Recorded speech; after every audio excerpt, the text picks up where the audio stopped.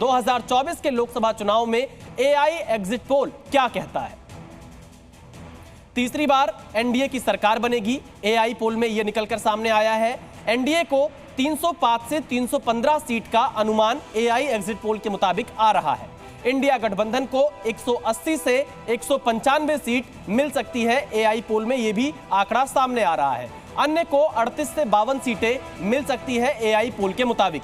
यानी तस्वीर साफ है, देश में लगातार तीसरी बार मोदी सरकार बनने जा रही है।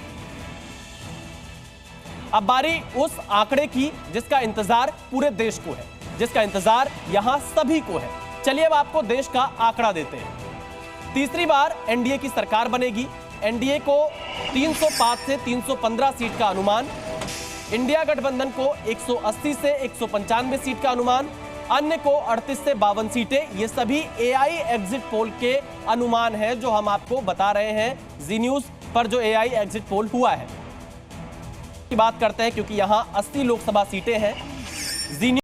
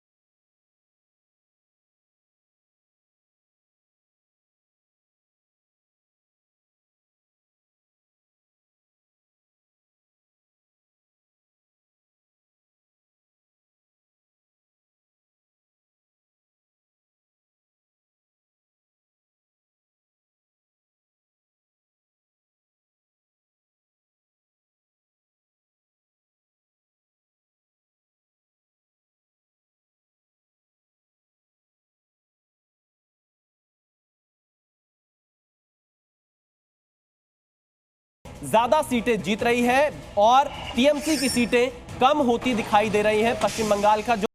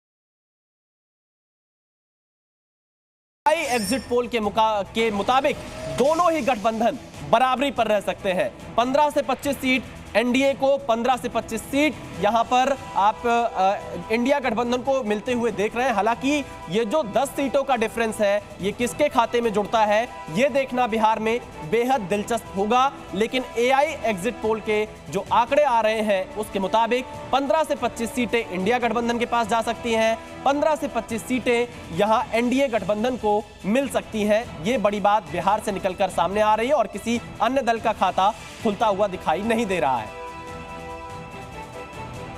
बिहार में एनडीए 2019 वाला प्रदर्शन दोहराने में नाकाम होता दिख रहा है। एआई एग्जिट पोल के हिसाब से बिहार से दो बड़ी बातें क्या हैं वो भी आप जल्दी से समझ लीजिए। पहली बड़ी बात, बिहार में कांटे की टक्कर है, दोनों ही गठबंधन के बीच बराबरी की लड़ाई है। असली पिक्चर तो 4 जून को सामने आएगी, लेकिन एआई एग्जिट पोल के मुताबिक ये को 26 से 34 सीटें मिलती हुई दिखाई दे रही हैं।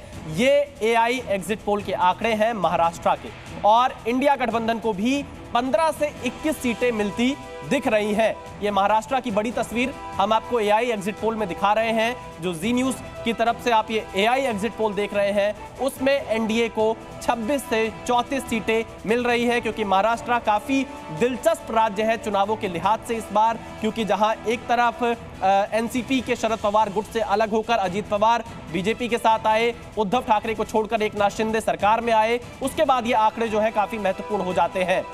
आगे महाराष्ट्र में बीजेपी ने जैसी उम्मीद की थी, जैसा दावा किया था, एआई एग्जिट पोल में वैसा होता नहीं दिख रहा है। मुकाबला बराबर का रहा है। महाराष्ट्र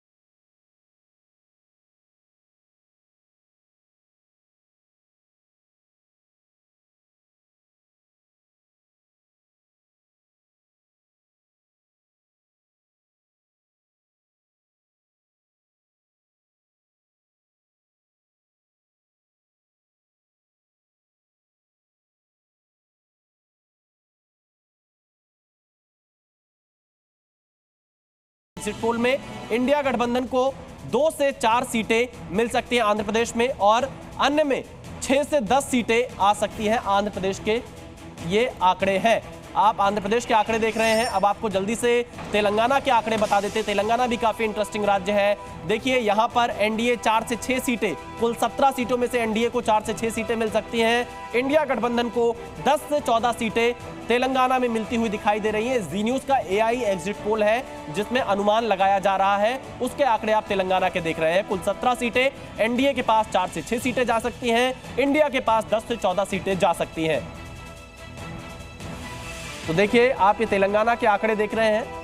अब आपको कर्नाटक दिखाते हैं, एक और दक्षिण भारत का राज्य कर्नाटक, जहां के आंकड़े आपको देख लेने चाहिए। कर्नाटक में कुल 28 सीटें हैं, एनडीए को 10 से 14 सीटें मिलने का अनुमान है, और इंडिया गठबंधन को 12 से 20 सीटें मिल सकती हैं, अन्य के खाते में 0 सीटें। यानी कि कर्नाटक भी काफी दिलचस्प लड़ाई दिखाई दे रही है। एआई एग्जिट पोल के मुताबिक जो दक्षिण भारत का राज्य कर्नाटक है वहां के भी हम आपको ये डेटा दिखा रहे हैं। एआई एग्जिट पोल में एनडीए 10 से 14, इंडिया 12 से 20,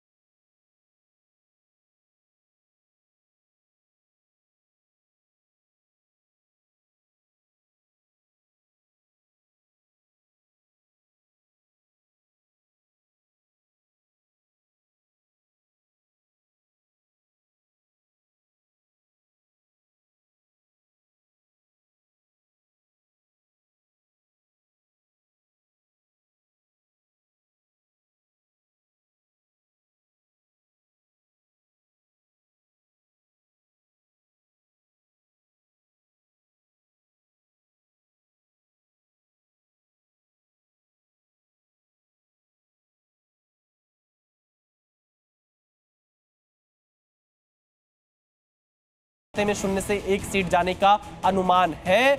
जी न्यूज का एआई एग्जिट पोल यह कहता है कि जम्मू कश्मीर में एनडीए को 0 से 1 सीटें, धारा 370 हटने के बाद ये पहला लोकसभा चुनाव, और जम्मू कश्मीर में इंडिया के खाते में 2 से 3 सीटें जाने का अनुमान ये दिखाई दे रहा है। देखिए, ये हमने आपको अलग अलग राज्यों के आंकड़े बताए। जी न्यूज।